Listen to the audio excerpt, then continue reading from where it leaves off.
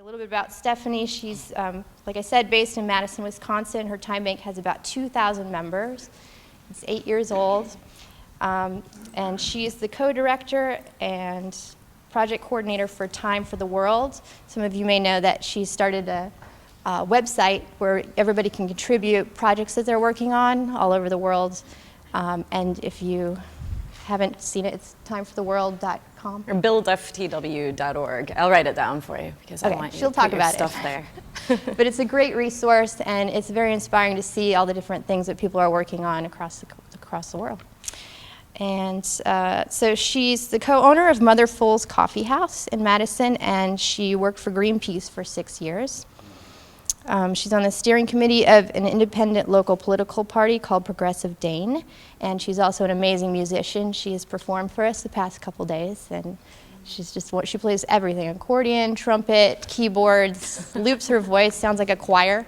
So she's a one-woman maestro, basically. So anyway, I'll stop blabbing and hand it over to the amazing Stephanie Rearick. Thank you. Oh, you don't need that. As we do things, I'm just going to share why we're doing them, because I'm considering this more of a train the trainer kind of day, but I know some of you are newer to things than others.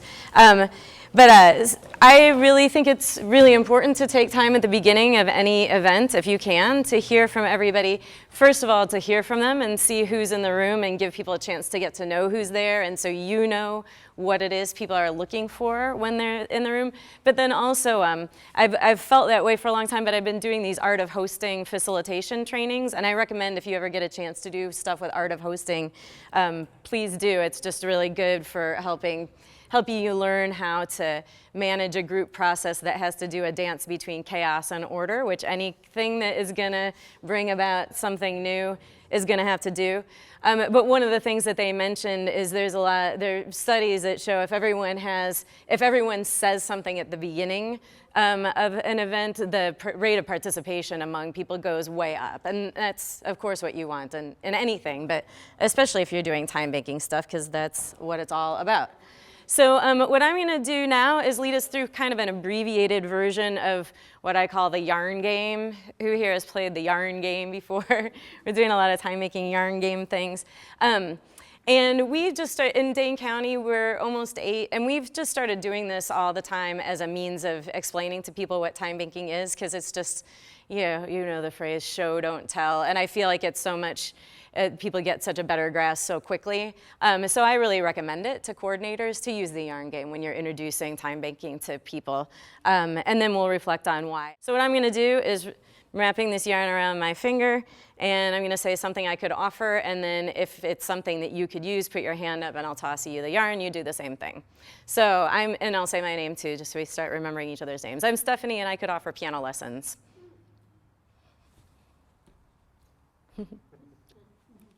All right, so here's the abbreviation part. Normally I'd wait until everyone had done it, but I want to make sure we can get to some other things. So I'm going to go ahead and wrap that around your finger, and you can set the yarn down on the ground by your feet. And then start with this color, same hand, and say something you need, and we're going to do the same thing with the flip side. Who's familiar with the core values of time banking? The what? Core values, the 5 core values. Do you want to say how various ones? Let's just go around and say if you've seen particular ones expressed here and how. Yes, so assets, that we all have assets, we all have something to give. Reciprocity, that we all do better giving and receiving. A lot of times I ask people to raise your hand if you like to give, and then share with people the idea that by receiving you're giving people the chance to do that. Because it does, I think that many of you have experienced this. People start time banking and get involved in a time bank early on because everyone wants to give and everyone wants to help, and then nothing happens because no one's willing to receive. So we'll talk about ways to help grease the wheels for that. Yeah, I had that when Exactly, and that brings us to the next core value, which is community, and we're better together. When I pull on this here, it ripples out all over. You can drop the little doll on the dense parts and it won't fall down. Respect, that everyone deserves respect from other individuals and from civic institutions.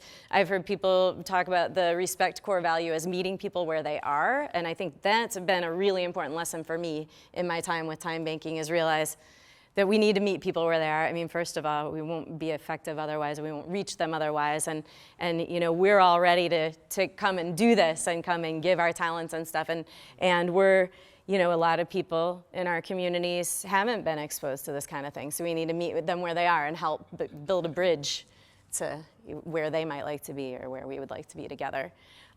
So I've left one out, assets, pardon? Which one did I left out? Pardon? Yeah, respect, community, assets, redefining work, and reciprocity. Oh yeah, no, we got them all. One of the ways that we have found to be very effective to kind of meet people where they are and help people, I actually consider time banking to be an excellent experiential learning tool. And for me, that's almost the primary benefit of time banking, because a lot of people in our time, we get money from our human services department, and in our community often we're the only resource for people because they don't fit the particular narrow demographic requirements to get the services they need. So we'll have people who come to our time bank because they need a ride to the doctor and they can't get it any other way, and their social worker refers them.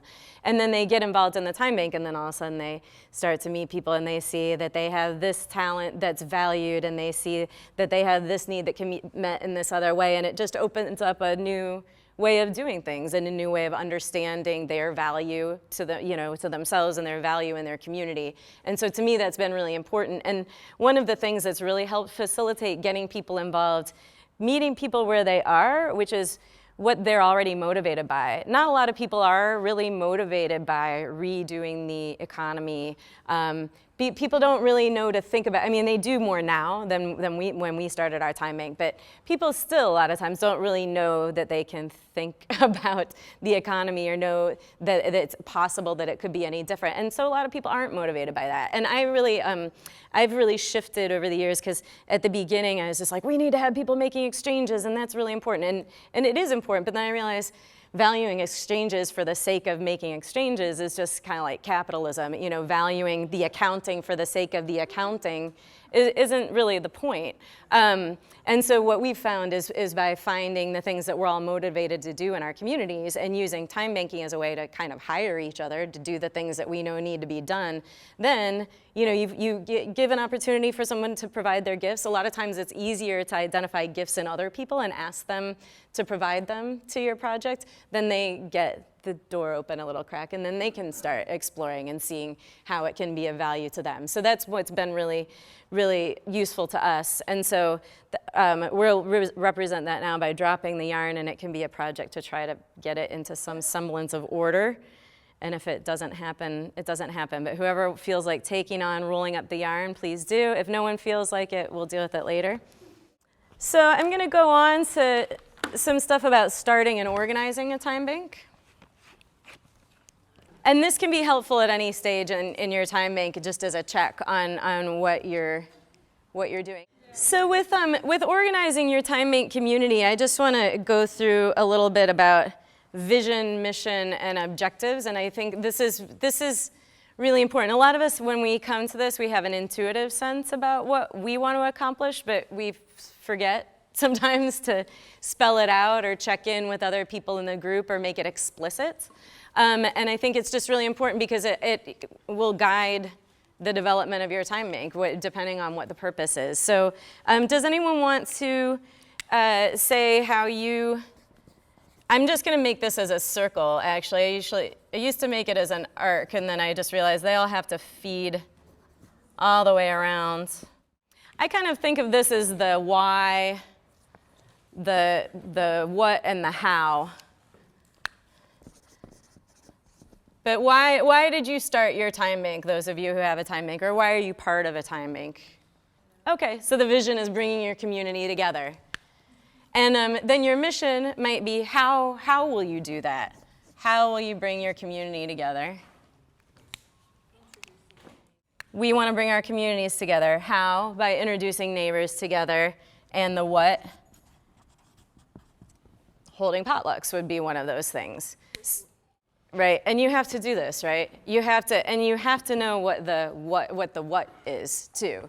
So when you're going for a grant, if you were going for a community building grant, you would be saying, our vision is to bring our community together in a, you know, as a healthy community.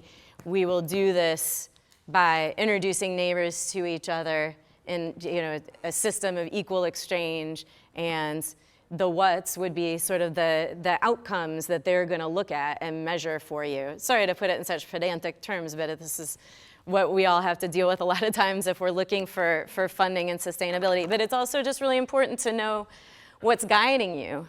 The thing that motivated me to start our Time Bank was just seeing how so many organizations and individuals and different groups were, with very common values, were pitted against each other, fighting for crumbs and fighting for scarce resources. And then I realized, well, the resources that are scarce are exactly money, especially when you're thinking of like caregiving and creativity and community building and civic engagement. Those resources are not scarce. It's the money, waiting for money to facilitate the exchange and catalyzation of those resources that's scarce. So at a certain point, I was really happy I got to do a talk at the International Women's Day rally during the huge protests in Madison a couple of years ago. And I thought of, why are we fighting for crumbs when we know how to make pie? So we decided to get together and make pie. So our goal was to create sort of an antidote to that when we learned about time banking as a way that we could facilitate some equal exchange and just really start to demonstrate how we can share our resources and exchange our assets among each other and start facilitating and catalyzing more cooperation and collaboration instead of the competition, or in addition to the competition, because that doesn't go away, but it's something that can ameliorate that. So you'll see on our long-term vision, we knew that we wanted to connect community justice efforts and faith-based efforts, and I'm sorry it still says churches on there. That should have changed a while ago, we just haven't gotten to it, and social services and local business and local food production, and you can see that on there. So we made that long-term vision, then that guided who we needed to be involved in our governance, who we needed to be involved in getting the Time Bank going, and it kind of guided what we would need to do to be effective at that. So I just want to remind people, a lot of time banks start for the community building purpose, and that's awesome. That's plenty of reason. We decided that we wanted to get at some very specific sort of social justice issues and some very specific issues about resource distribution and sharing. And so our vision was a bit more elaborate, and then it required us to we knew when we started off that we wanted to be a large time bank doing a lot of different projects and activities. So that guided our development and who we were going to get involved from the beginning. And then it's sort of like the dance I was referring to before, that art of hosting is so good at teaching people to do. It's another kind of dance to do that I think is really important in time banking or any kind of organizing, where you need to have enough of a framework to invite people into it, and also to make sure that your own values aren't compromised. And I'm saying this really as an individual who came to, who wanted to bring time banking to my community, and I think that's how it happens a lot of times, is there'll be one person who's sort of the champion of the idea and then looking for other people to jump in. And so you need to have some kind of framework. Like in my experience, I had plenty of jobs when I decided that we needed time banking, and I really didn't want to start the time bank. I didn't want to coordinate it. I didn't want to start it. I was really trying to get our county executive to hire someone to start a time bank. And so we were having meetings, and she was very supportive of the idea.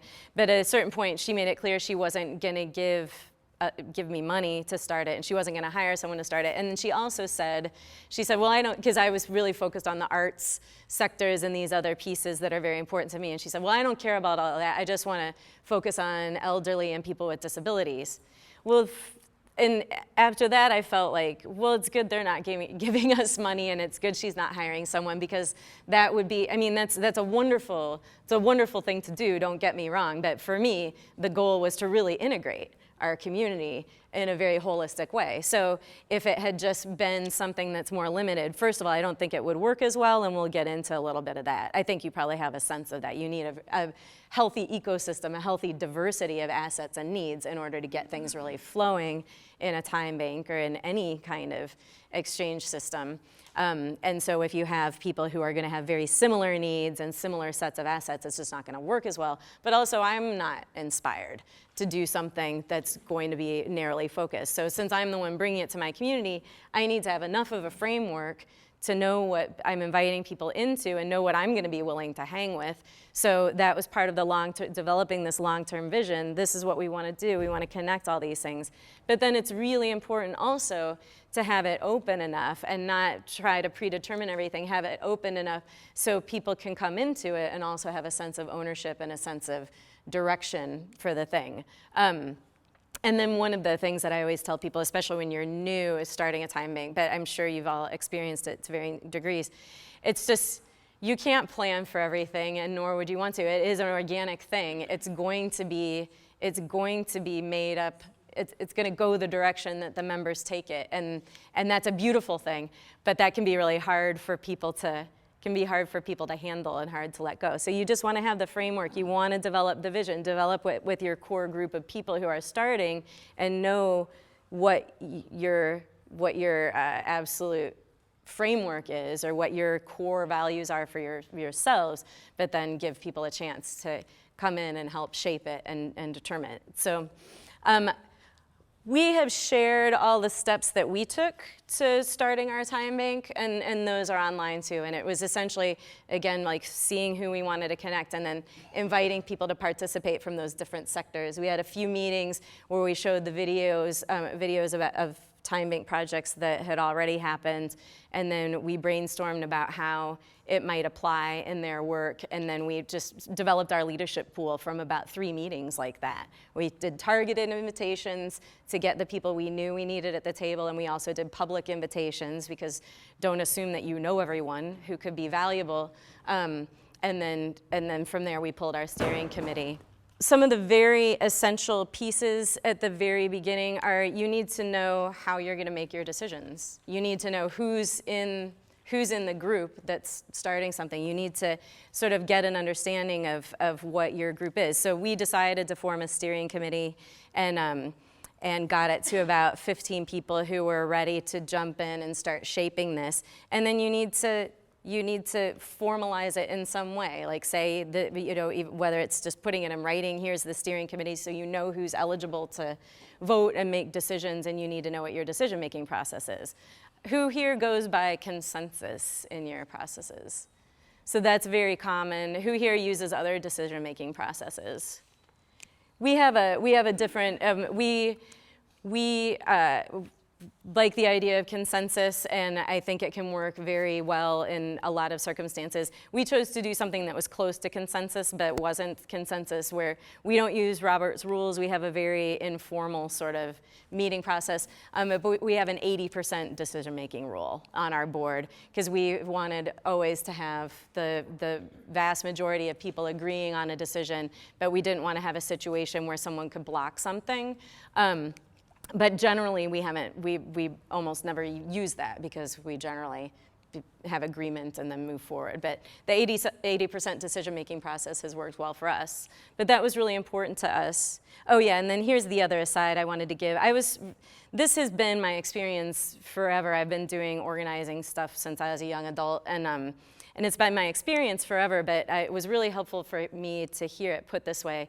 I went to a facilitation training recently, and someone said, there are 3 different types of people who start something, continue something, and finish something.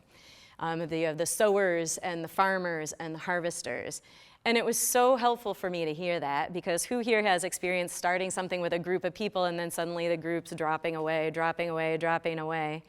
And it can be very stressful.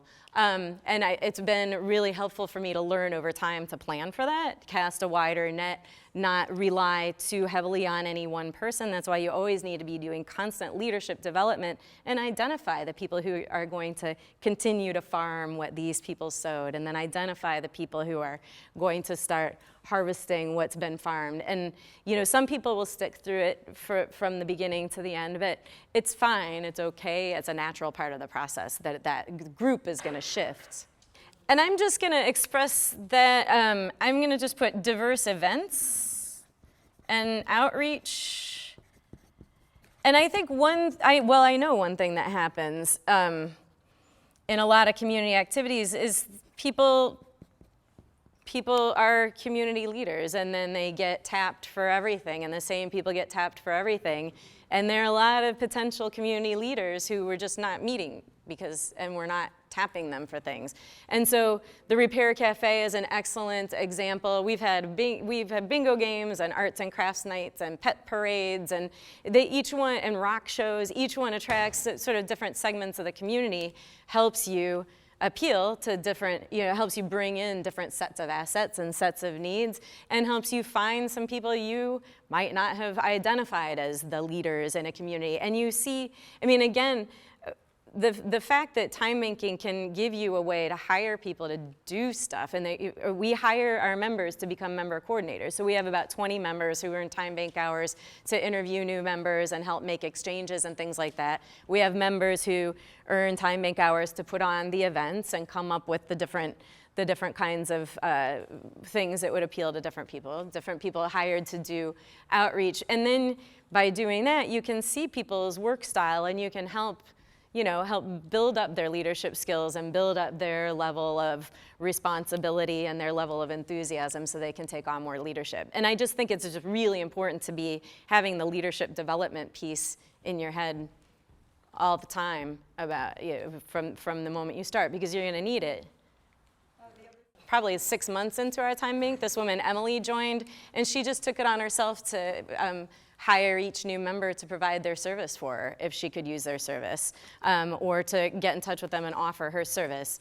And it was amazing. It made such a difference because, again, it's a habit that, it's an experiential learning, but it's a habit that people need to start creating. And so if you can help them create that habit by making it easier for them, ask them to provide the service that they just offered, that's wonderful. So we just lucked into it because Emily did that, but I'm gonna recommend if you're on a leadership team, or just you're here, so you're taking a leadership role of some sort, but take it on yourself to find some, it doesn't have to be just you, but find a group of people who are willing to try that out. And she loved it and found it really rewarding to meet all those people. And then membership coordination, we have people come in person to do an orientation or interview when they join, and it's required. Sometimes we'll talk people through it over the phone if that works much better for them. But we need to have some kind of human contact when people join the TimeBank. And there are pros and cons to that. I know that sometimes people feel it's a big barrier to entry to have to come in and meet with us, but we feel like maybe that's okay, because if they can't get in to meet with us, they might not get motivated to do an exchange. If they can't call to do their phone intake, they might not, even if they're offering something that doesn't require them going somewhere, we want to know that they have some follow through. But another thing, right or wrong, it's an interesting effect of that. We've heard a number of people express it gives them more of a sense of trust of the other people in the TimeBank because they realize everyone's met the same people. So you just have fewer degrees of separation for people. Our TimeBank started flowing better when we started engaging more people with disabilities, because we had a lot of people who joined who wanted to help people. Like a lot of people, when they join, they're like, I would help with cleaning, but only if the person can't do it themselves. But we didn't have anyone joining who couldn't do it themselves. So people weren't motivated to do that. But when we started engaging more people with disabilities, we had a better match between needs and assets. And people with disabilities had a lot of things to provide also. And actually, we're really excited about this. We get a decent chunk of funding from our county developmental disabilities budget because they see us as being a really good way to get people connected with services they need and engage people more fully in their community. And then even though we would really prefer not to segregate or not to label members, we do have to track the about 100 members that are in the county service system. And last year, those members gave more hours than they received by a little bit. And we were really happy. We thought that was a real triumph. And we see, again, it just helps people. I'm sure you've seen this with people in the human service system, or people who live in poverty, or people who've reached an age where they're no longer able to do the things that they used to do, that people tend to get really defined by their needs, and they tend to really absorb the fact that they are needy. And it is such a different dynamic to start identifying the assets of people and giving people a chance to contribute their assets. And I can't stress enough the importance of that, and it's very important for you to be willing to receive so people get that opportunity. When I first started the TimeBank, I was actually looking for one tool to fix our local economy, and I don't believe that exists. We'll talk more about that in the afternoon, because I am very interested in redoing the whole economy, and I think that we can. But I don't think that we can with just time banking, but I think time banking is a key component. But I wasn't very excited about the equal exchange, always an hour for hour, because I wanted it also to work in my small business. And then, I realized we can't, and I thought time banking was most important to start with. And then I realized it's become a very essential piece of it to me, the 1 hour per hour, not putting a price on it. And I've started to feel like the models that imitate money more, which is I helped start a local currency, Madison Hours, and we'll talk more about that in the afternoon again. I helped start that about 10 years before we started the Time Bank, and I had thought it would fill a lot of the functions that time banking does fill.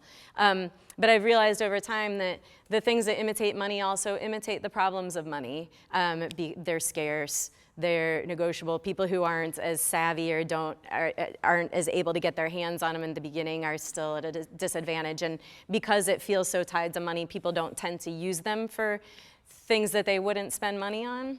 And there are a lot of advantages to them too, which we'll talk about later, but it just doesn't fill the same role. So in time banking, one of the things that we see is people use it a lot more for companionship and social things than they ever would something that is more like money. So we have one gentleman with a disability who he earns time bank hours teaching people to play cribbage, and he spends his time bank hours having people come and play cribbage with him.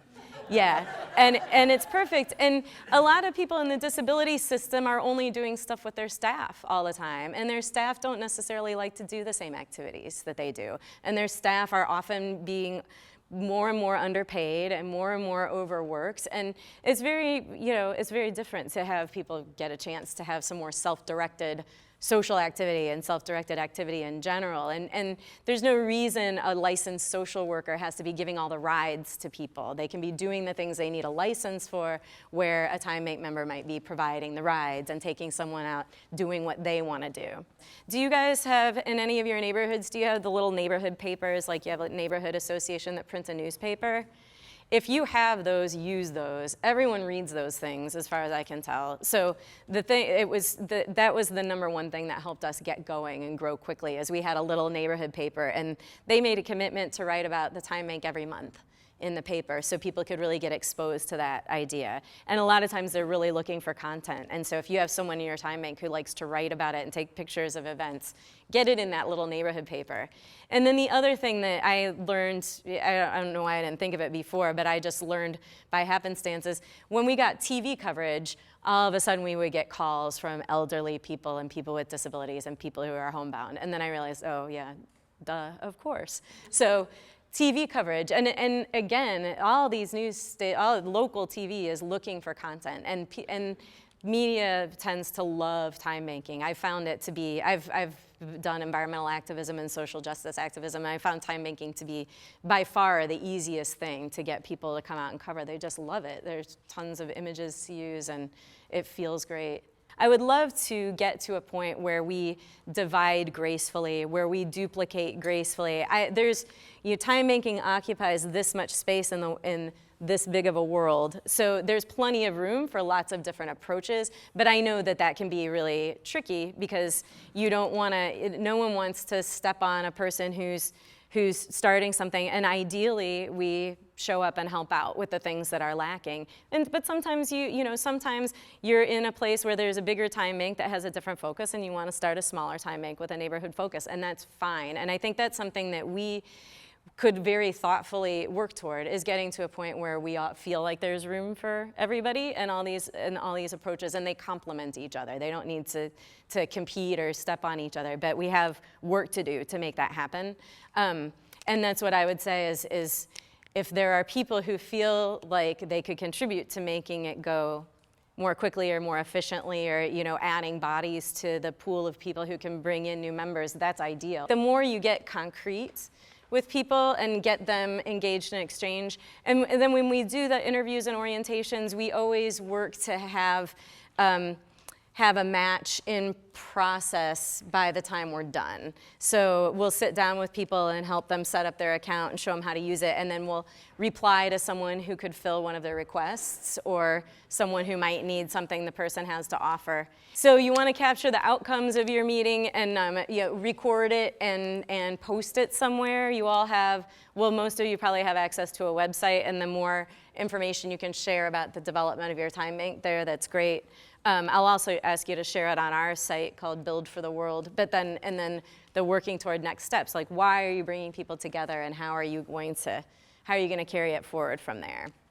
And then that brings me a bit to the project focus, and I just want to go through how you might help motivate a community to use time banking to meet a common goal. So why don't you just yell out, what's a goal that you have for your community? We'll just take a few of these. You can say a real one. Self-sustainable community. What's another goal? Okay, food instead of lawns. Food, not lawns. Anything else? Creating a community where there isn't one. Okay, so like community connection, I'll call that. So this is our mission statement. So we're going to be this new time bank, and our time bank exists to create community connections that will create a self-sustainable community with food growing instead of lawns. We think that time banking should be considered as infinitely abundant as all the things that it is there to exchange. So we have a policy, we just go as far negative in our accounts as we need to value all the work that's done. One of the things that is lacking in the time bank structure as it's currently set up is it's not very good at acknowledging contributions to the commons because it's all transactional, so you have to someone has to pay you your time bank hours to get your time bank hours. The way we work around that now in the Dane County Time Bank is we create projects that pay out the time bank hours to contribute to the project. And we are working on some design, some system design to really handle that better in the future as we connect more of the pieces. So our Dane County Time Bank is like $7,000 or $8,000 minus in our balance, and we do require everyone to give and receive. We do require reciprocity, so we do take in time bank hours for a number of things, but it's never as much as we're paying out because we pay out a lot of time bank hours to create things that are provided free to people. So people might have heard about this negative interest demurrage model, and it's a way to facilitate exchange because your currency loses value if it sits. And it is something that's been explored and recommended. We don't do it, and we might not do that with the time bank. Everything's on the table because we're actually doing a pretty significant system redesign and connecting a lot of pieces, which we'll talk about in the afternoon. But that's definitely an option. And I know there's a system that's based in California called Friendly Favors that demurrage is built into. And so Friendly Favors operates like on a thank you. You get a thank you as your credit. In my view, it's part of meeting people where they are, and it's easier for people to ask for help if they can contribute something that's visible and tangible to someone else. But it's true of a lot of time banks, that might be true with you, that it's very common for people to develop relationships and stop recording their hours. And that was one of the things that helped me realize, like, oh yeah, we're not accountants here. This isn't about capitalism. Because when I was first starting the system, I was like, that's a problem if people stop recording their hours. And we were just like, no, it's absolutely not a problem if people form relationships and stop recording their hours. And my friend put it, if you come together to build a barn and then you're finished and you stop building the barn, it doesn't mean you failed. The recording of the hours and the needing to record the hours and the needing to record the hours to get funding is sort of a representation of our scarcity, money, sickness that we're all coming from, and we need to build a bridge from there to the world where we don't need to do that. But we're not there, and this is part of building the bridge. So we do that function of the accounting and stuff, but then it's fine if the accounting stops. But some people need the accounting, and some people need to have the comfort of feeling like they have earned something that they can spend. The framework is really important. I only mean the money sickness, the fact that we have to beg for money to do everything we want to do. Like, that's one of the things that we realized when we started doing a lot of theory around this stuff, when we started our Time for the World project, is we started recognizing money as permission. Like, we can look all around our neighborhoods and see all the things that we know could happen and make it a much more beautiful situation. And we know that most of our neighbors feel the same way, and we don't feel we have the permission to do it until someone gives us a grant or something like that. And that's where I feel that the approach of time banking, where you can hire people to create what you want to create and do it together, can be really helpful. So all these things are the resource base, and it kind of shows that you have your resource base that you're drawing from to feed your project is huge and diverse as the assets of the people in the community. And we can put all those together, they all can create in things in very indirect ways sometimes, really create the resources that make the thing go. Because not everyone's motivated by the goal either. Like, some people are motivated by, oh, I can get a massage if I can go help with the workday, and that's fine. The more you can make things fun, the better. The first complementary currency conference I went to, I heard Margaret Kennedy speak, and she said something that always stuck with me. She said, if you can make it something that's fun for teenage girls, you've got it, because that's how they started the Chiemgauer regional currency in Germany. They had teenage girls from the Waldorf school going around and getting people involved. And it's true, it needs to be fun. If there's food and fun, you're gonna have a lot better success. This is called the Build a Better World game, and it's about helping people learn how to facilitate processes like this. So there are role cards and resource cards. Every resource can be played as an asset or a need.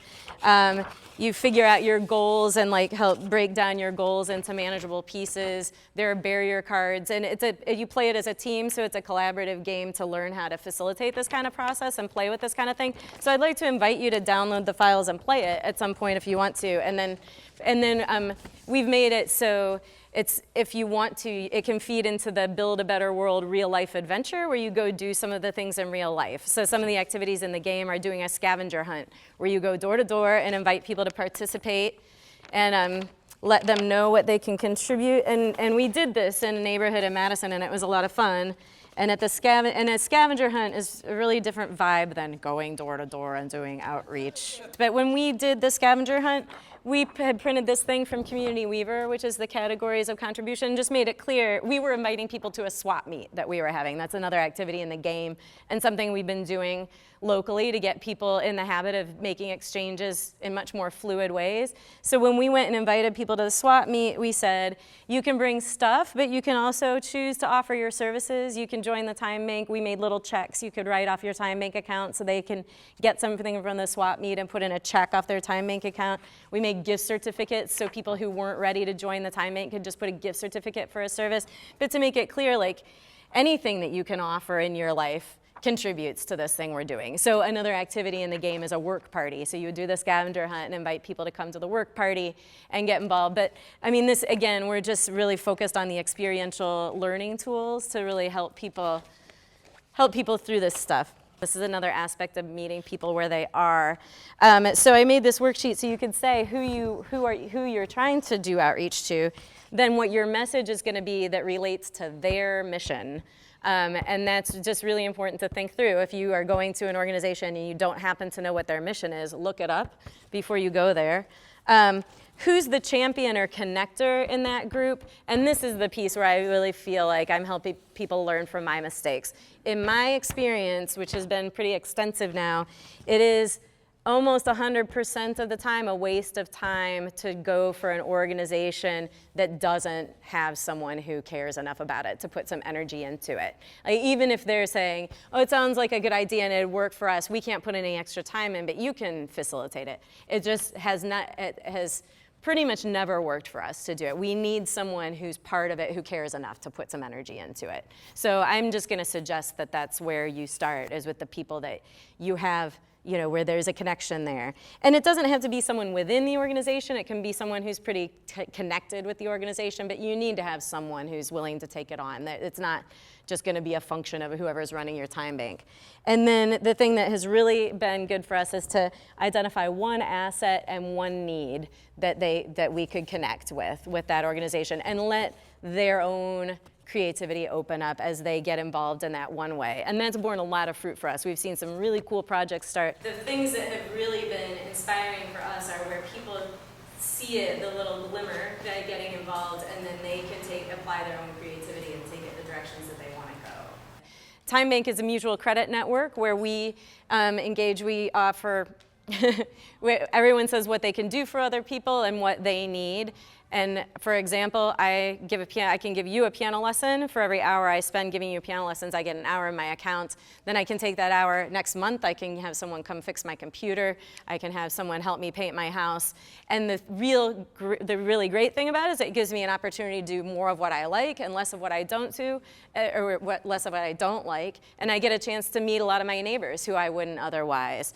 And it'd be great to have you involved. And we actually have a work party coming up. We're going to plan a community garden, so it'd be great if you can show up next Saturday, hand them something. So trying to get at a number of these through the examples can be helpful. One of the reasons that I was really motivated to start our TimeBank is I'm very interested in and active in community justice issues and wanting to stop the trend of locking everybody up, especially the young people of color. And so we learned about the Washington, D.C. Time Dollar Youth Court. So we decided to create a TimeBank Youth Court that took elements of that but also expanded on it, because we have a thriving neighbor-to-neighbor TimeBank that we wanted to really integrate youth court with. And some of the reasons, I mean, besides the fact that we never have enough resources for the diversion efforts, and a lot of the arguments that are made by law enforcement about why they need to lock people up are about not having the resources to do the other things that work better. And we realize that it's not money and police who build community, it's we who build community. So using the TimeBank as a tool for youth court has really helped, because the kids will get sentenced to things in their community that neighbors help them out with, like teaching nonviolent communication or employment skills and money management. But we also, the kids, they go to a jury of their peers, and the kids ask them about their strengths and interests, and then also sentence them to things that will help get them more involved in those things. So one young woman had to take drum lessons, and then she really liked her drum lessons, so she could continue taking them and earn them by helping out in her community. Making another connection, you know, they also do something to make up for whatever harm they caused. Maybe it's an apology letter, maybe it's something more intensive. But so not only are you giving them a chance to plug in constructively, and a lot of the times the kids will end up serving on the jury, so they're creating a different type of accountability to each other instead of accountability to go pay the judge. And they also, but then it's also really building that community capacity, because we're seeing who in the neighborhood is available to help them meet their needs and connecting them in a way that we hope will be ongoing. So we started our youth court in this kind of way. It started it in a little neighborhood with one police officer who was willing to try it out in order to create better opportunities for the kids in the neighborhood he was working in. And another example of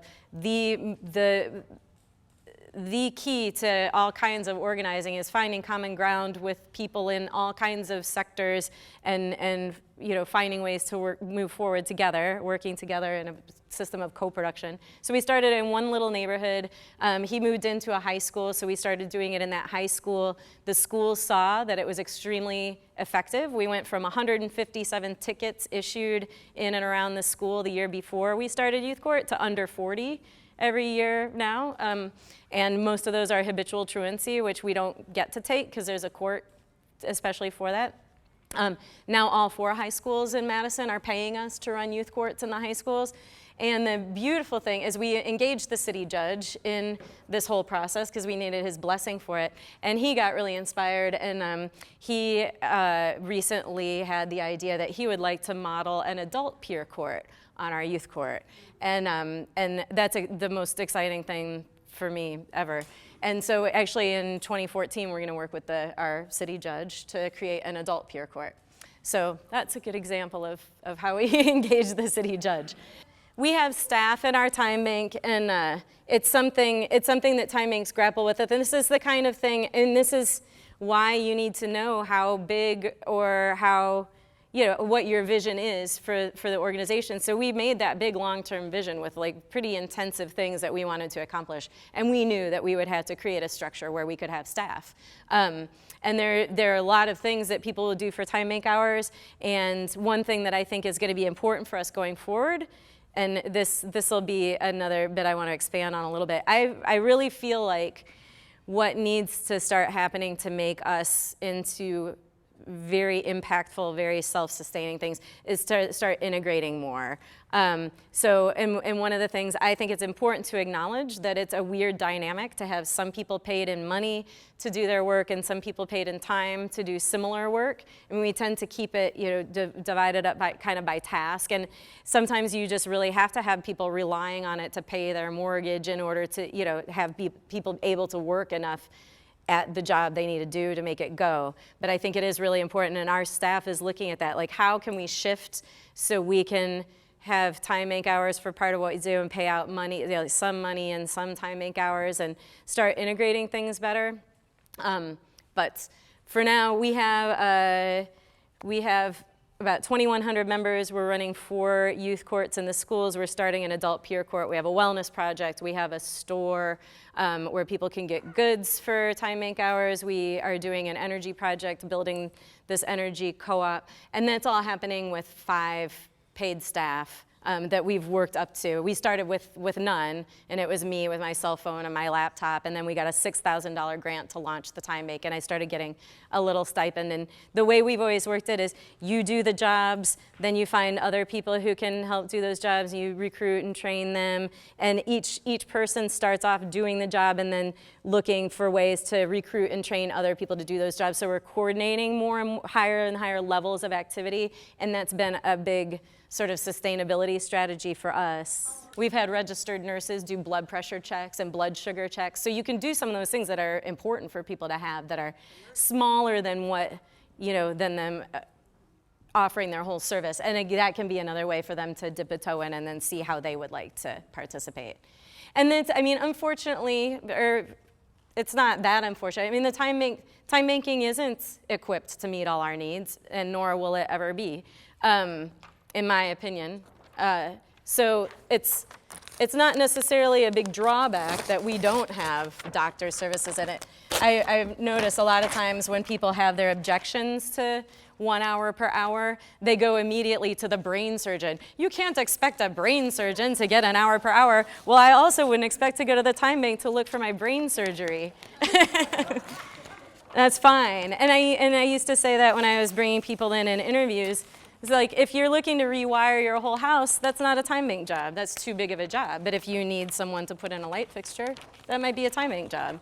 So those are, and that's the aspect of the complementarity. These are called complementary currencies. And by the way, I don't tend to use that term very much at all when I do outreach. I tend really not to talk about money much at all, because the real power of this is that we can get around money and around the dependency on money, but we have such weird cultural attitudes to money, and money is so abstruse in how it works, and it's very, it's mysterious kind of by design. And if you start talking about money, all their baggage about how they don't understand it can really get in the way. Whereas if you say, I can teach a piano lesson for you and I can have him fix my computer, people understand that.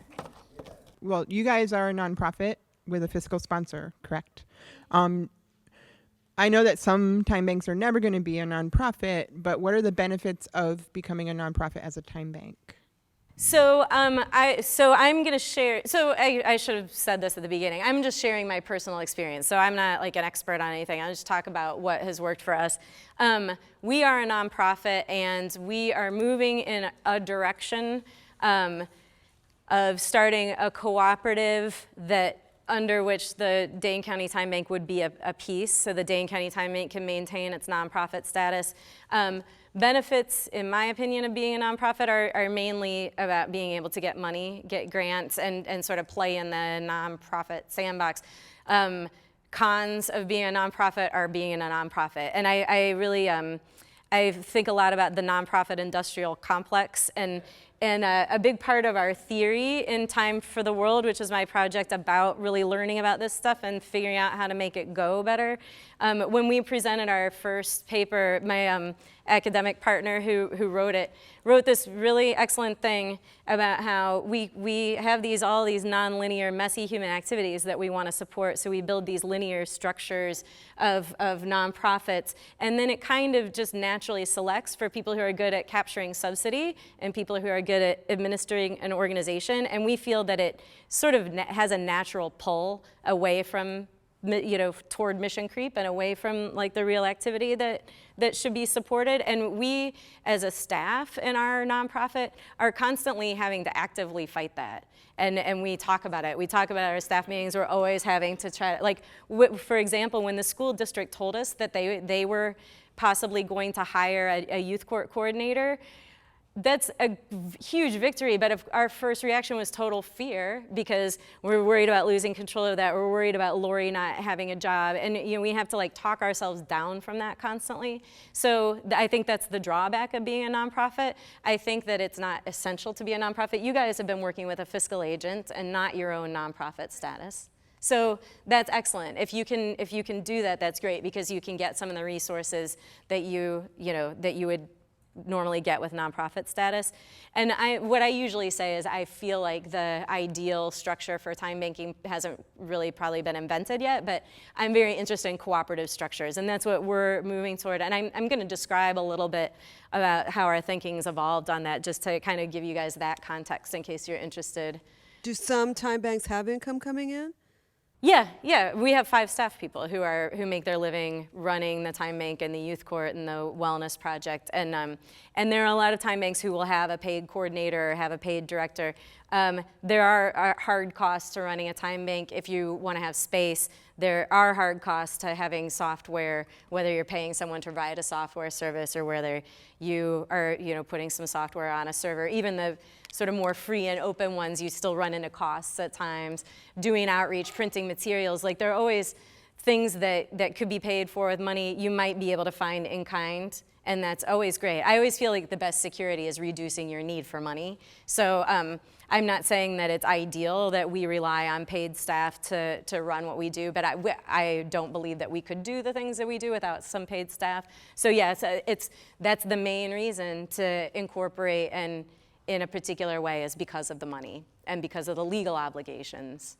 And then again, we didn't cover this. People talk about liability and stuff, and I'm only just going to cover that briefly. There's some standard volunteer liability insurance that time banks often get, but not all time banks get it, and you don't need to. You need to make it clear with your members what your policies are. And it was really great when our time bank was starting. I remember feeling a little weirded out that he said this outright, but now I really appreciate it. But one of the people we were co-organizing the time bank with, someone asked about liability, and I started talking about the liability insurance, and then he jumped in and he said, yeah, but we're really trying to create a culture where we don't run around and sue each other. And I thought that was the best answer to the liability question, and it happens quite never so far in time banks that people are suing each other for messing up. And we do have, and you can access our paper application online. Again, we do have a little disclaimer thing that people sign off. We offer neighborly services and don't guarantee, people don't guarantee their work. This is a referral system, and time banks generally have very few problems in that area. But you do want to know what happens if someone falls off someone else's roof. And that did happen in our time bank. Unfortunately, he wasn't hurt too badly. But the homeowner's insurance covered that. Like, you want to know those things, and those can be reasons to, it's important however you do it, whether you're going to be very informal and unincorporated or whether you're going to go more formal. It's just important to be clear about it and make a decision about it. Make a group decision about it that people understand and are on board with, and that's communicated with your members. So we are using Community Forge, which is open source software programmed by people in Europe.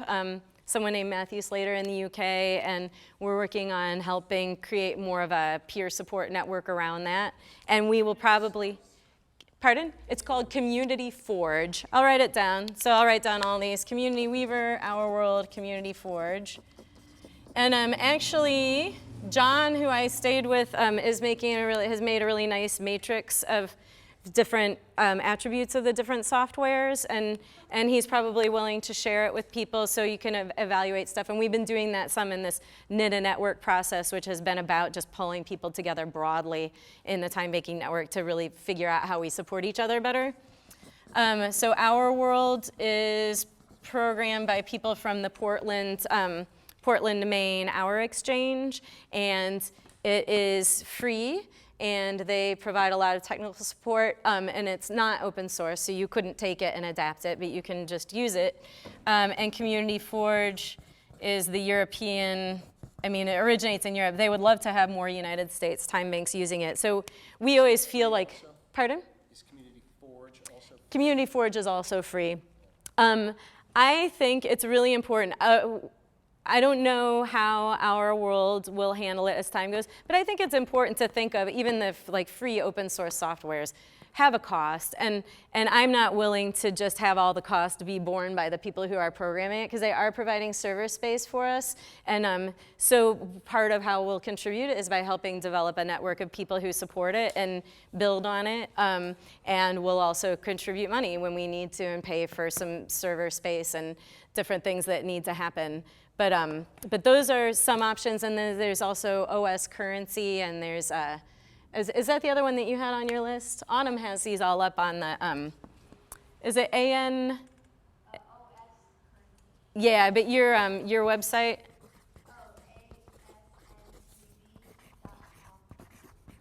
So you can find some of these resources there. Or CA Federation. Okay. And then, wait, you asked a question for beyond the software, and what was? Number one, with background checks, this is something that's really important for you to figure out before you start your time bank. And if you haven't yet, figure it out soon, whether you do them or not. And the really important thing that people forget is to think through it. To think through all the way, because a lot of people are like, we're going to do background checks, it's really important, and then you have no plan for what you do when you see that someone has a felony on their record, or see that someone has a retail theft, or so that's a really essential piece. If you're going to do background checks, it needs to be thought all the way through. So what we did, and this is all shared on our website too, we set up a safety committee with people in law enforcement and people who used to be in prison and people who advocate for people in the community and some mental health people, and that group determined our policies. And it's always been part of our mission to be very inclusive. I'm not interested in making another economy that excludes people, especially with the number of people we lock up in this country. So it's very difficult to be excluded from our time bank.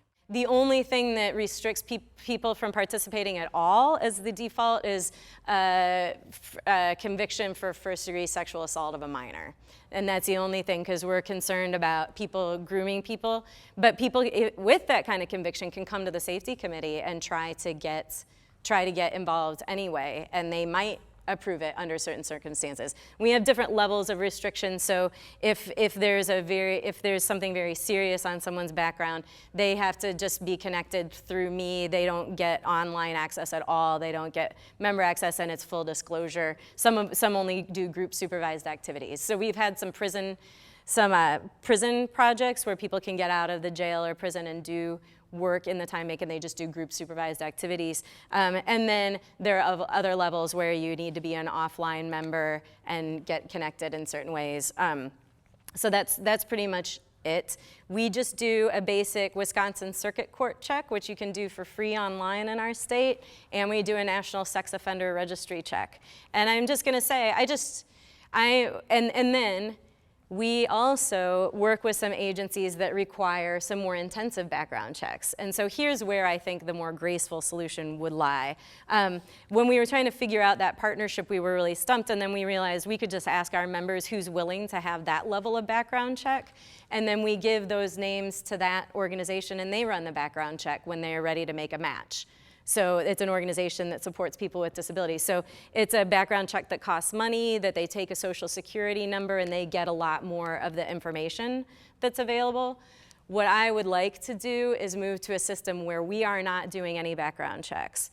And then if people want to make themselves available for this higher level background check, that kind of background check would be done. and they be in that pool that can do things that require that level of background check. Because any of our members can go do the same online checks that we're doing. And again, like it first came up for me when I looked at someone's background and I saw they had a retail theft on in their past, and that doesn't rise to a level of restriction. And then I was just kind of like, well, I wish I didn't know that. You know, it's a weird thing to know, because I'm not going to be telling people that they have this, but you know, maybe it'll be something I worry about. And the other thing that I'm concerned with is I don't want to create a false sense of security for members, because I heard a member one time say, oh, you can get childcare through the TimeBank, they do a background check, like you would just pick someone out of a hat and have them come take care of your kids. And so we just want to make sure, I mean, first of all, you can get a conviction on your record that you're innocent of. You could totally change, or you could not have been caught. You could have changed your name. You could have moved and all those things. So those are all the complexities of thinking through the background check thing. And it's another good example of, like, you might not have people in your TimeBank who have experience with law enforcement or advocacy, but they don't have to be part of your TimeBank. Seek the expertise you need.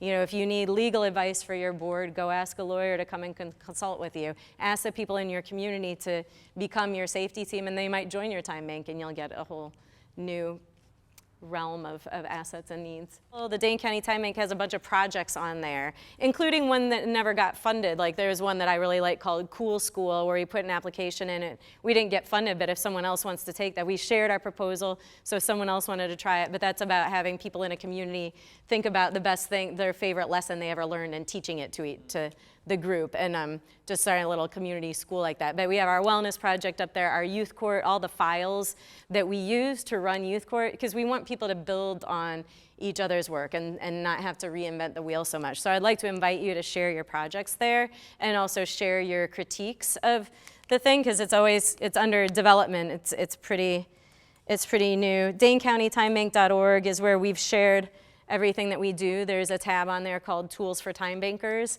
and there's another subsection of Tools for Organizers, and you're invited to use anything you want. Timebanks.org is the TimeBanks USA website. And there are tons of other resources too, but I'm putting these up to start. When we started Time for the World, a lot of the, what we sort of envisioned is that we saw the power of time banking, and we saw it as one piece of many things that would need to be connected to really redirect, create a regenerative economy.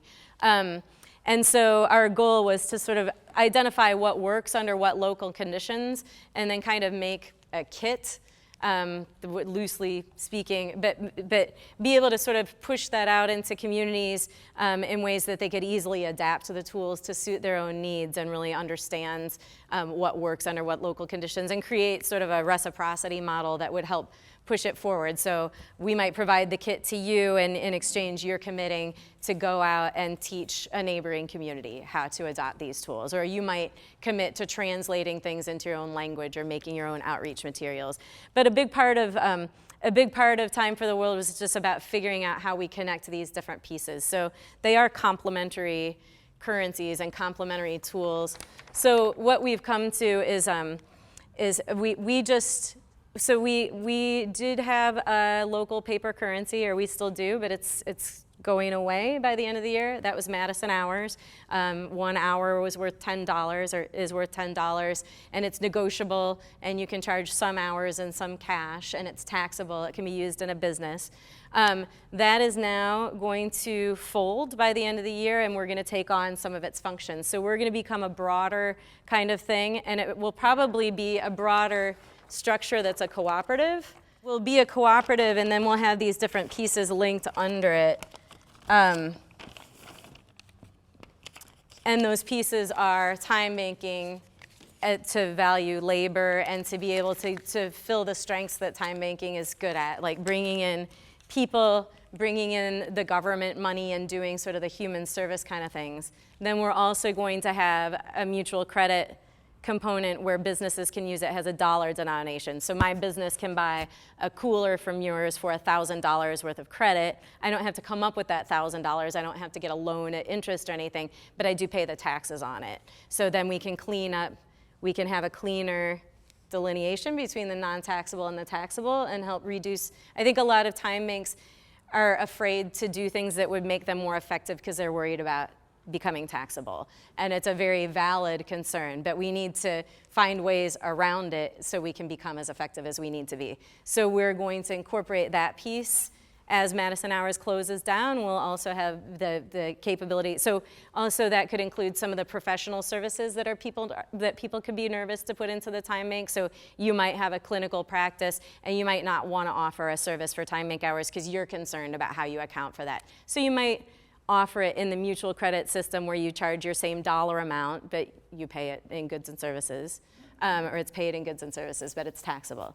And then the other piece that I think is going to be really key is there are some models, and you guys are starting your revolving loan fund. There are some really good models of cooperative saving and lending and slow investing models, so we can have pools of money that help meet the monetary needs of the projects that we do. So we're starting to really explore that in earnest. So there's a bank in Sweden called the JAK Bank, J-A-K, and what happens is people save under certain terms, like you save your money for a certain amount of time, and at that point in time, you're eligible for a no-interest loan. And so it's kind of a revolving loan fund that provides people some security. But then there's some other ways that we're looking at creating resource pools that are monetary and more in-kind resources so we can allocate resources differently. So this is our effort at integrating these kind of things and creating some more opportunities to acknowledge contributions to the commons and some more opportunities to really fund, broadly speaking, projects that build the commons. One of my motivations for creating a clean taxable piece alongside a clean non-taxable piece is to go for policies that would protect the time banking piece, because I think it would make perfect sense for the government to incentivize people to put in their doctor services into the time bank because it is more accessible to more people.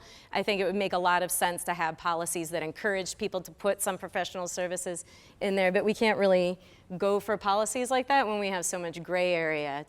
So I would like to work on addressing that by creating some cleaner pathways for those things. I just want to thank you all for being here. It's been a total pleasure. Thank you for all the ideas and the commitments to help. Thanks.